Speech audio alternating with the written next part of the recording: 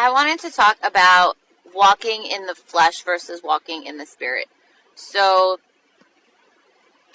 walking in the flesh is basically like you're submitting to your emotions, you're submitting to your feelings, and sometimes you're going against what God is calling you to walk in. Walking in your spirit is you're walking by your spirit. You're walking by kindness, love, compassion, gentleness. And the more that you walk in your spirit, the more you're able to recognize when you're not walking in the spirit. And everybody has like the thing. And usually you're being attacked with something that you struggle with. So everybody has different things, but my pastor was talking about how he knows when he's not like tuned into God, because he'll be driving and like somebody will cut him off and he'll be like, what? What? If he's in the flesh. But when he's walking in the spirit, he'll be like, whatever. Like, Lord, they don't know what they do. And that's that patience, that's that gentleness that just God like covers you in when you're walking in the spirit. So everybody has like their thing, and God calls us to not surrender to the feelings, not surrender to the emotions that lead you away from God's calling for your life.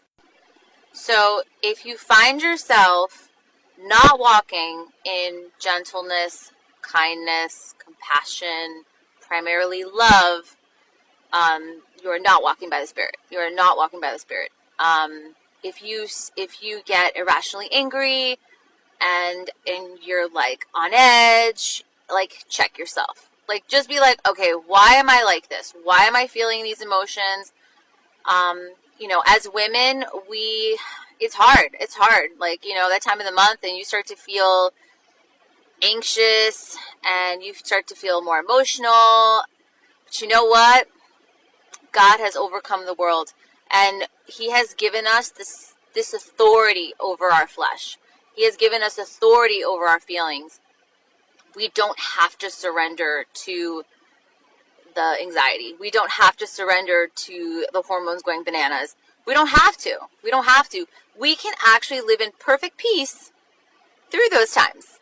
And yes, they sometimes they're going to be harder than others, but he gives us that gift to walk in spirit so that we don't struggle through those times.